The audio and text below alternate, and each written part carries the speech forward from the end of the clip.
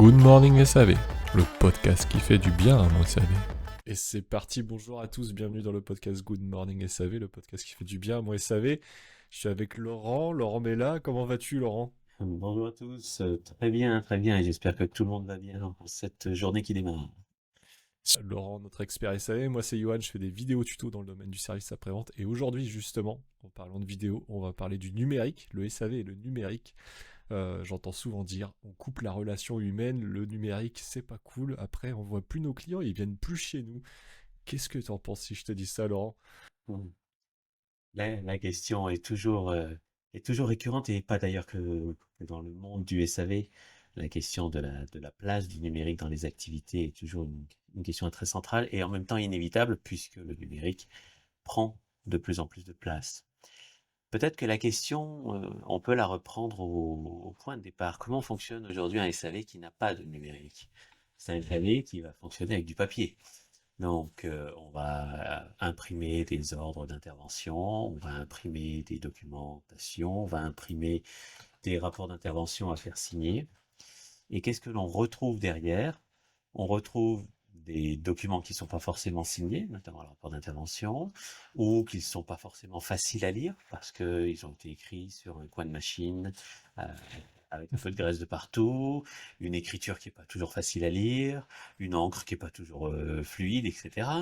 Et donc, la personne qui va rentrer va devoir essayer de décrypter les hiéroglyphes, de les saisir sans erreur, de devoir rappeler le technicien pour comprendre ce qu'il a voulu dire, parfois de rappeler le client pour comprendre exactement tel ou tel point.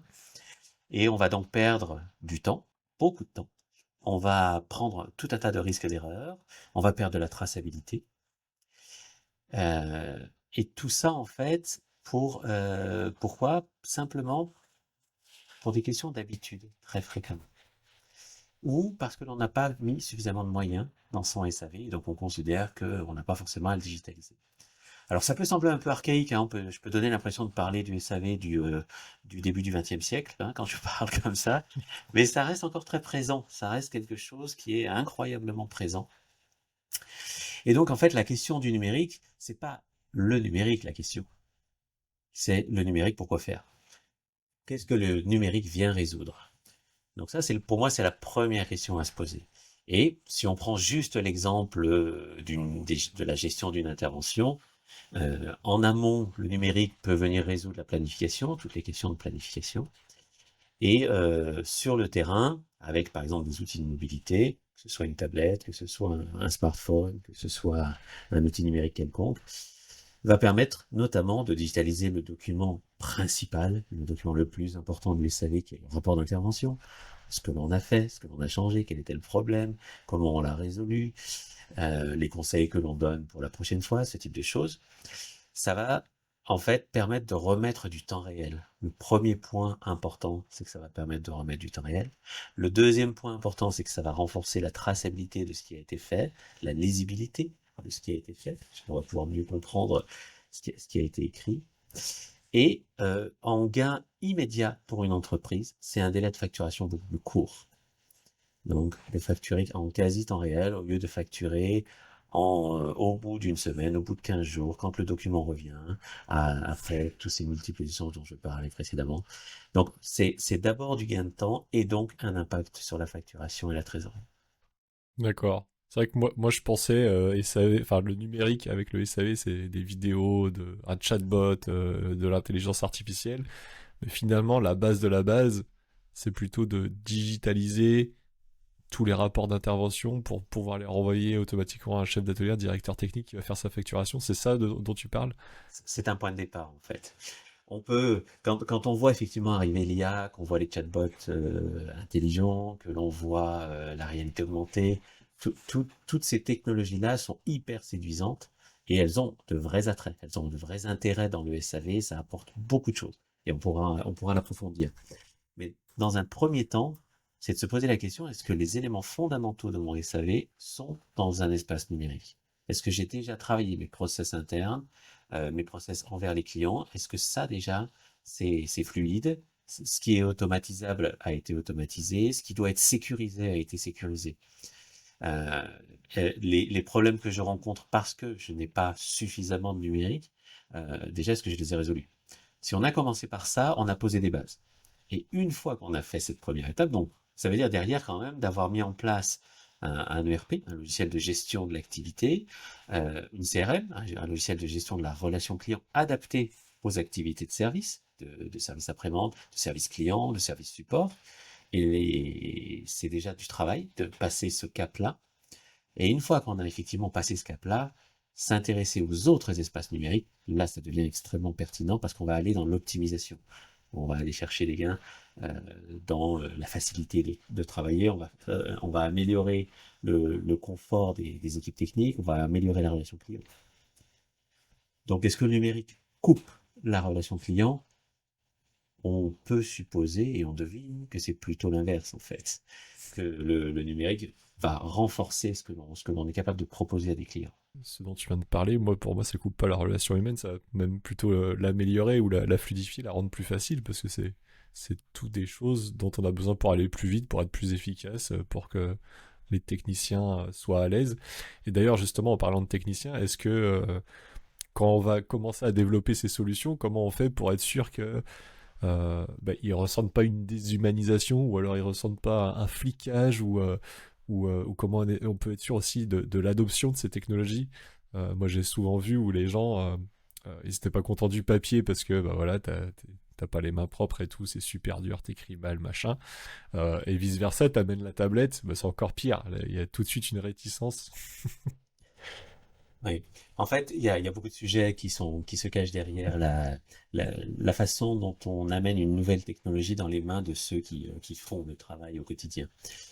Euh, la première des choses, c'est que il faut comprendre quelle est la relation du personnel que j'ai, que ce soit des techniciens, des ingénieurs, des personnes au support, quelle est leur relation avec l'informatique, avec le numérique.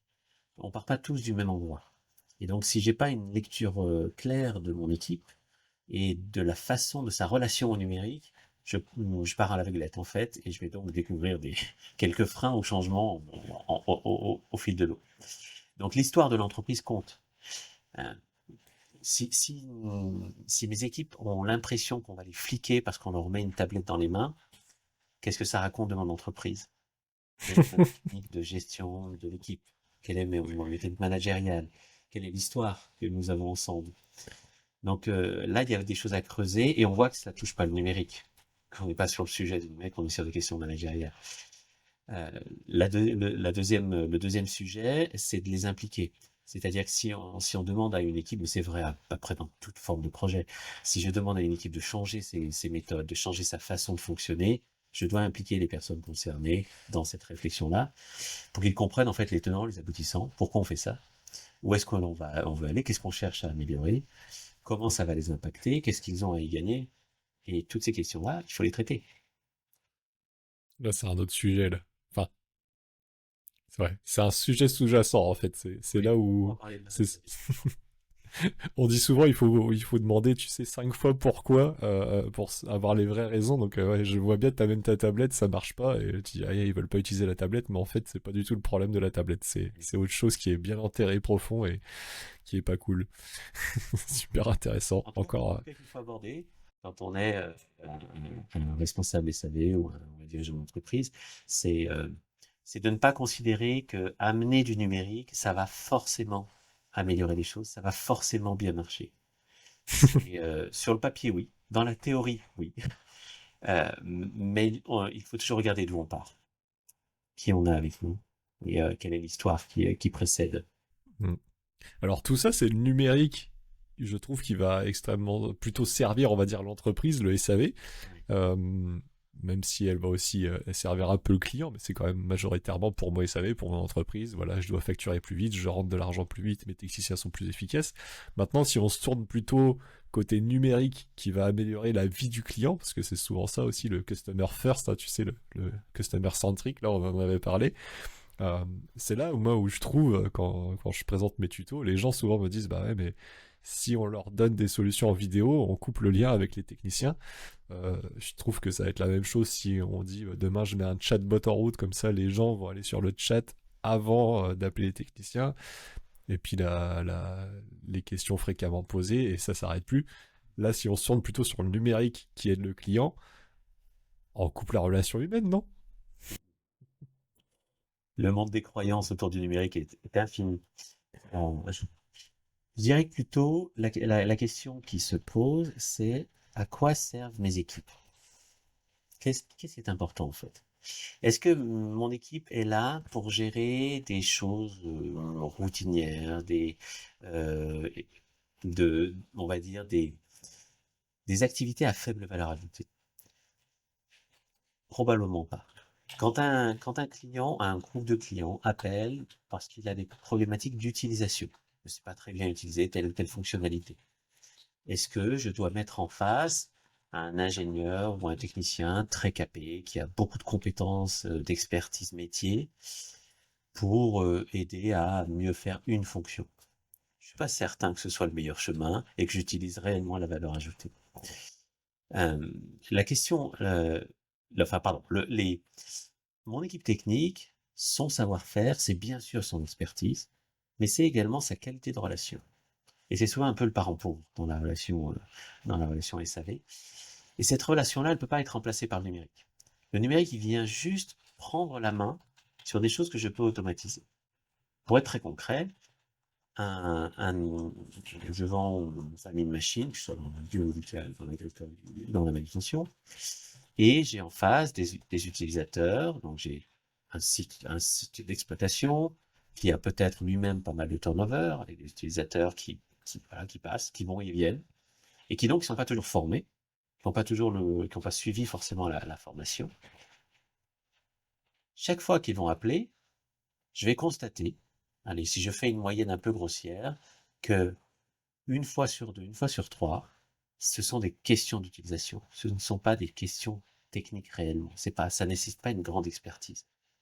Si je mets en place quelque chose, si je mets des tutos, si je mets un site avec un FAQ, des questions un peu courantes sur lesquelles on a déjà des réponses, et je donne les moyens à mes clients de traiter ce premier niveau-là de savoir, je dégage mon équipe technique, je lui dégage du temps pour qu'elle puisse faire autre chose, amener de la valeur là où elle en a réellement, valoriser réellement son expertise. Ça me permet de mieux dimensionner mes équipes, ça me permet de mieux intéresser les personnes que j'ai dans mon service au contenu de leur métier, à ce qui a réellement de la valeur. Et donc, si mes personnes se sentent valorisées, elles vont rester plus longtemps, elles vont continuer à être impliquées dans le job. Juste pour en parler, faut en citer que deux ou trois. Et on a un deuxième phénomène, c'est que en face, on a des utilisateurs qui aiment pouvoir faire des choses tout seuls, qui aiment pouvoir trouver tout seul l'information. Quand on a un problème dans le quotidien, en dehors du travail, souvent le premier réflexe, c'est d'aller sur Internet et de chercher si je trouve pas des éléments de réponse, que ce soit pour une information, pour un élément technique ou pas technique. C'est souvent le premier réflexe. Et les générations qui arrivent, c'est de plus en plus le premier réflexe. Donc pourquoi les priver de ça? Pourquoi les priver de ça? Très bonne question. Je pense perso, c'est plus ouais, de la peur ou de la méconnaissance plutôt, ouais, l'inquiétude de l'inconnu, tu sais, de mettre en place ce genre de choses et que ça t'échappe. Alors que finalement, pas du tout. Enfin, après, moi, je suis inconvaincu, mais c'est que plus t'aides ton client, je sais pas si c'est pas toi qui l'avais dit, non, mais plus t'aides ton client, plus ton client il leur demande en fait, et plus il revient vers toi, quoi. Et c'est vrai que quand les gens ils me disent, mais moi, si je fais des tutos, je vais perdre la relation client. Si tu prends l'exemple de ton concurrent justement qui n'a pas ça, les clients ils vont dire demain, ah, ouais, bah, c'est génial, moi maintenant je scanne un QR code, j'ai une réponse à mes problèmes, je peux me débrouiller tout seul, j'ai pas besoin d'appeler un mec et d'attendre qu'il soit là, et en saison souvent vous êtes débordé et vous avez pas le temps de répondre. Maintenant je suis autonome, c'est génial. Et en fait, ah non, t'as juste optimisé, enfin même catalyser la relation client, et les gens ils vont dire, ah non, bah, moi je vais rester chez toi parce que bah tu nous aides, quoi. Et transition, justement, j'étais en prospection avec un directeur technique, et le directeur technique, je lui dis, qu'est-ce qui te prend le plus de temps au service après-vente? Donc ce directeur technique, il a 6 chefs d'atelier en dessous de lui. Et il réfléchit un moment, là c'était un peu comme si je lui avais posé la question de philosophie au bac, il dit, ah, j'ai jamais pensé à ça. Et le mec sort, bah, ce qui me prend le plus de temps, c'est l'humain. Alors que 10 minutes avant, il venait de me dire que lui, dans sa concession, il voulait garder à tout prix la relation humaine parce que c'est ce qui faisait la différence entre tous les autres concurrents qui devenaient énormissimes et qui, même pour aller entretenir leur tracteur, ils étaient obligés de prendre rendez-vous en ligne.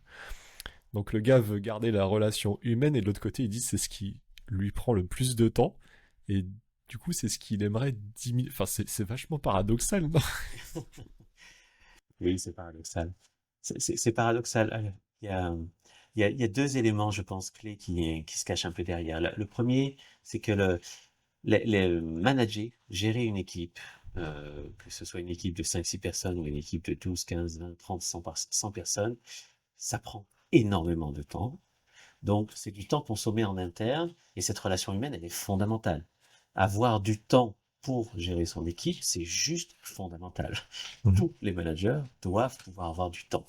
Et quand on regarde le monde du SAV, on voit bien que le manager a souvent une grosse part opérationnelle, il doit gérer lui-même beaucoup de choses qui ne sont pas liées au management directement, et donc le management peut passer après.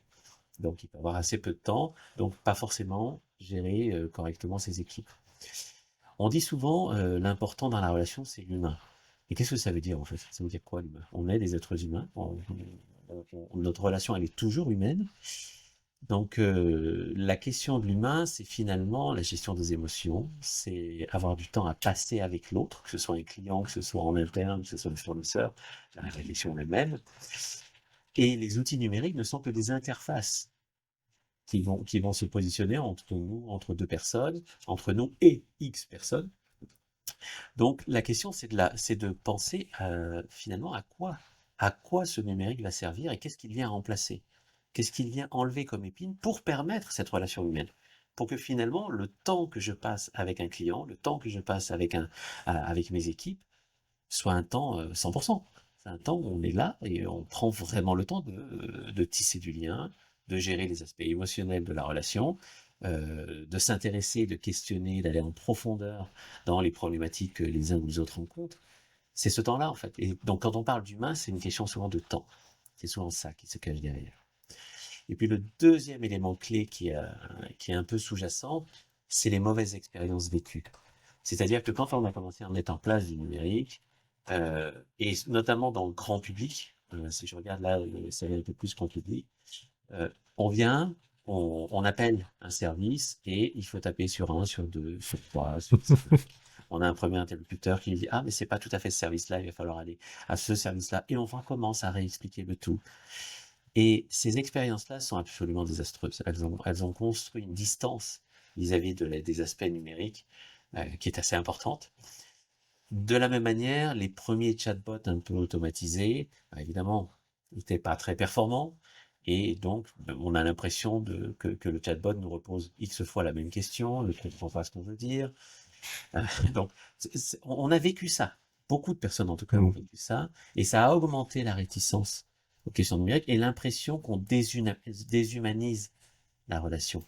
Et ce qui est en partie vrai. Carrément. Ce qui est en partie vrai. Sauf que les outils évoluent. Et ils ont beaucoup évolué.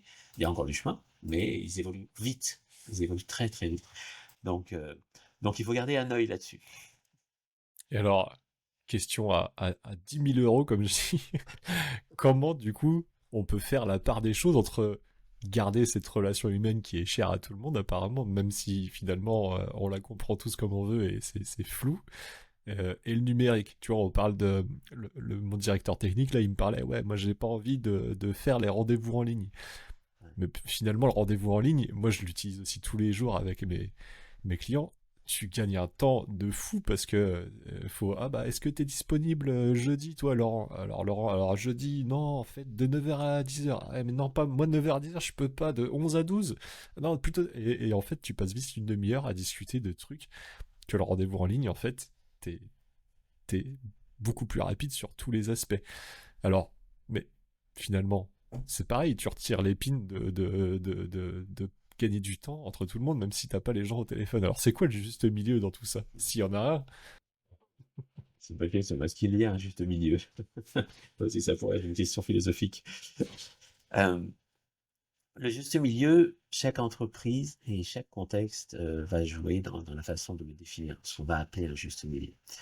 Euh, Parmi les questions à se poser, alors peut-être avant de se poser les questions, il faut toujours intégrer ce que l'on a vécu. On est passé quand même par une période de Covid où on a été très contraint d'utiliser de la visio. Ça a amené la visio, qui était déjà assez présente dans les entreprises, mais assez peu utilisée globalement par rapport à l'utilisation d'aujourd'hui. Ce qui a permis le switch, c'est la contrainte, c'est le fait qu'on a été obligé de le faire. Si on voulait garder du contact humain et voir des personnes loin de nous, le seul moyen de le faire, c'était de passer par un outil numérique. C'était le seul moyen. Donc, on a utilisé le numérique pour retrouver de la relation humaine. Est-ce que le numérique nous éloigne de la relation humaine? Là, je pose la question.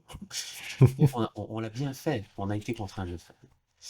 Donc, ce qui est derrière, finalement, c'est une question plutôt culturelle. C'est de se dire, surtout dans des pays latins, on aime la relation humaine, on aime le contact physique, on aime passer du temps physiquement avec nos clients, avec nos équipes, parce que il se passe beaucoup de choses quand on est ensemble. Sauf que on est dans un monde qui nous contraint pas mal, où la pression du temps est assez forte, la pression de la performance est assez forte, et donc on cherche à optimiser, on cherche à gagner du temps. Comme tu le disais, quand on veut fixer un rendez-vous physique, ça demande de tenir compte du déplacement que l'on va faire, du temps qu'on va prendre pour ça, donc ça consomme beaucoup plus de temps que organiser une visio qui peut se caler plus facilement dans un agenda. Donc, la question en fait, c'est un rendez-vous, pourquoi faire? Pourquoi est-ce qu'on veut se voir? Et selon le contenu de ce pourquoi, je vais définir si ça doit être physiquement, réellement, en présentiel, ou si je peux le faire à distance. Et c'est plutôt l'enjeu du rendez-vous qui doit dicter ça. Il est là pour moi le juste milieu. Il ne s'agit pas de tout passer en visio et de ne plus jamais se voir physiquement. Il ne s'agit pas de ne faire que se voir physiquement et de bannir la visio. Ça va dépendre du contexte, ça va dépendre des enjeux de chaque entretien. Mm. Et cette réflexion-là, souvent, elle n'est pas posée. On ne se pose pas la question de, finalement, pourquoi on fait de la visio? Pourquoi on fait des rendez-vous? C'est à quel endroit on va décider, quels sont les critères qui vont nous faire décider qu'on va passer plutôt à l'un, plutôt à l'autre. Pourquoi on va se contenter parfois que du téléphone, alors que des fois de la vidéo, ça améliorerait la relation humaine. Donc c'est ces questions-là qui doivent être posées en fait. Et c'est ces réponses-là qui vont déterminer ce qu'est le juste milieu pour moi, tel manager ou technicien ou commercial dans une entreprise. D'accord. Et là, ça a du sens ce que tu dis, parce que pour en revenir encore à ce directeur technique qui voulait pas prendre de rendez-vous en ligne, il disait que eux, ils étaient en train de réfléchir à justement filtrer les appels avec la secrétaire. Mais ça lui plaisait pas non plus, parce que la secrétaire qui n'a pas la connaissance technique ne sera pas capable de dire, voilà, le gars veut venir faire entretenir son tracteur. Et il lui dit aussi, bah si j'ai un problème hydraulique et tout, bah là c'est bon, il y a la secrétaire, un problème hydraulique, ça lui passe au-dessus. La révision des 50 heures sur le moteur, voilà, c'est standard, elle sait faire.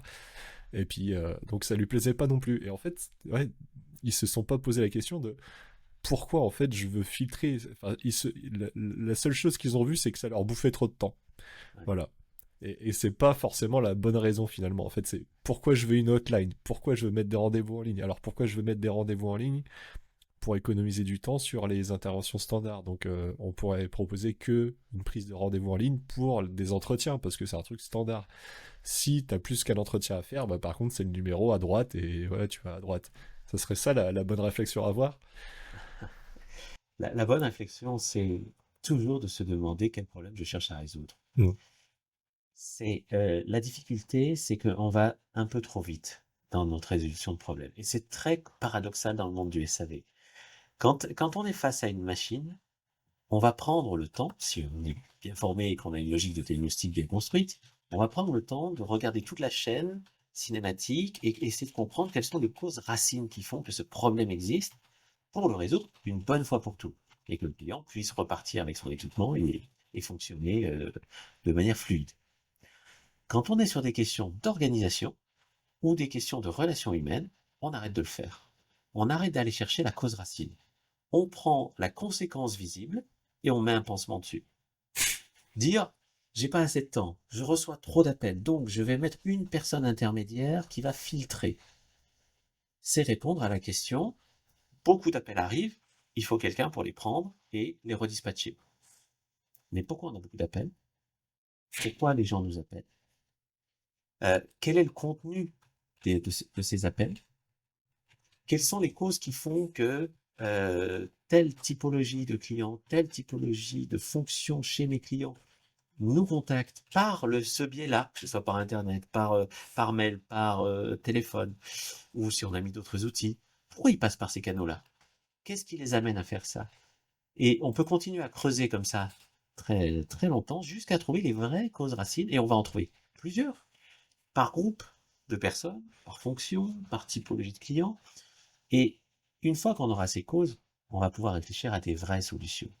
Et c'est rarement, et comme tu l'as décrit, mettre une personne, que ce soit ou une assistante, qui n'a pas forcément le niveau de compétences techniques pour pouvoir faire un vrai tri, c'est mettre une personne en difficulté et appauvrir la relation client parce que cette personne-là va avoir du mal à répondre, ou va se contenter de faire du dispatch, de balancer tel contact vers telle personne. Elle va se tromper quelquefois. Ça va créer de la tension interne alors qu'elle n'y peut rien, c'est juste qu'elle n'a pas forcément la compétence et qu'elle ne peut pas avoir en un temps très court beaucoup de compétences techniques. Donc en fait, on rajoute du problème à du problème au lieu de résoudre les causes. Et en fait, tout l'enjeu est là. D'accord.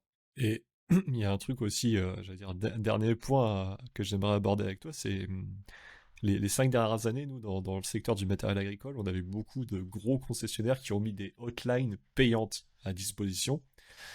Et souvent, quand tu demandes pourquoi au directeur technique et tout, bah, c'est parce qu'il y avait trop d'appels, et puis en plus, les mecs, ils appellent pour rien. Donc, on va mettre de l'argent, enfin, un truc à payer, comme ça, les mecs, avant d'appeler, ils vont réfléchir à 2 fois. En gros, ça va un peu leur faire une clé de bras pour qu'ils lisent le manuel, ou alors qu'ils se débrouillent tout seuls. Bon, ouais, pourquoi pas, ça se tient. Mais la question que je pose là, ça a un lien à ce que tu dis, on n'a pas descendu la cause racine du pourquoi du comment, mais du coup, quand tu es une entreprise qui fait du service après-vente, comment tu choisis de résoudre ton problème à toi en tant que SAV dans ton entreprise et en même temps aussi résoudre les problèmes des clients. Tu vois ce que je veux dire? Parce que souvent, moi, ce que je vois, c'est que les entreprises, elles vont trouver des solutions à leurs problèmes à elles qui n'est pas forcément le problème du client, alors qu'on est dans le service client. Y aurait-il un paradoxe dans ta question? Mais je me pose réellement la question pour le coup. C'est vrai que ouais, c'est un peu schizophrène. Mais c'est très, très, très fréquent. Je pense que plus on avance dans ce podcast, ceux qui nous écoutent vont repérer que dans le SAV, c'est une multitude de paradoxes qui viennent s'affronter au quotidien, en fait, et que doivent gérer les équipes. Dans ce que tu décris, il y a au moins deux éléments que je repère. Le premier, c'est que on parle d'être customer centric, c'est-à-dire de remettre le client au centre de la relation, et dans notre approche de résolution de problèmes, on s'occupe de nos problèmes. On oublie de gérer le lien avec les problèmes du client. Donc, est-ce qu'on est réellement centré sur les clients? Le point d'interrogation va demeurer un petit moment. Et puis, la deuxième chose qu'il y a derrière, c'est que souvent, cette question de mettre un numéro payant, elle adresse souvent deux sujets. Le premier, c'est celui que tu décris, c'est-à-dire d'essayer de responsabiliser le client dans la façon dont, à quel moment il doit appeler. Est-ce qu'avant, il n'aurait pas la solution chez lui en interne? Et la deuxième, c'est de trouver une forme de rentabilité à ce temps passé au téléphone, à aider des clients sur des sujets souvent assez simples. Euh, et ça essaie de résoudre ça. Dans les deux cas, c'est une fausse bonne idée. Moi, j'appelle ça le FBI, fausse bonne idée. Parce qu'en fait, on vient remettre un pansement en observant les conséquences et non pas en traitant les causes. La question de la rentabilité de mon organisation, elle est bien plus profonde que de mettre simplement un numéro payant. C'est pas ça qui va le résoudre, et de très très loin.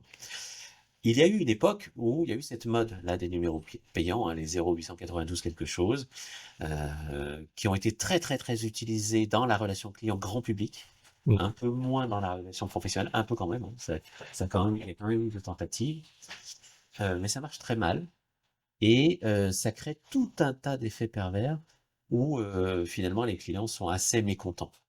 parce qu'ils ont l'impression de se faire avoir. On essaie de leur soutirer de l'argent à chaque appel, et que donc finalement la relation elle en pâtit énormément. Donc c'est pas du tout la bonne réponse. Il peut y avoir quelques cas très rares où un numéro payant a du sens. Ce que je dirais surtout, c'est que la question, là, encore une fois, à se poser, c'est finalement pourquoi les clients nous appellent. Et tant qu'on n'a pas une lecture extrêmement claire et précise de ça, on ne pourra pas mettre en face de vraies réponses et de vraies solutions. Gros sujet encore une fois. En tout cas, un résumé de l'épisode, c'est SAV numérique, est-ce qu'on coupe la relation humaine? Je dirais que si t'as fait des mauvais choix pour mettre des pansements sur tes problèmes à toi, en effet, tu coupes la relation humaine et là, tu peux t'en prendre qu'à toi-même. Par contre, si t'as bien posé les bases et du pourquoi, du comment tu veux justement adopter du numérique, bah tu vas catalyser la relation humaine et tes clients, ils vont juste revenir encore et encore en redemander, quoi. N'est-ce pas? Exactement. Allez, super. Magnifique. Vendu. À la semaine prochaine alors, et puis bonne semaine à tous. Bonne semaine à tous. C'est fini. Rendez-vous la semaine prochaine pour un nouvel épisode. Sache que c'est Laurent Mella avec sa société Service Essence qui propulse ce podcast. Service Essence propose des services pour améliorer ton SAV, des formations, du consulting et tout un tas d'outils qui pourront te faire passer un cap avec ton entreprise. À bientôt.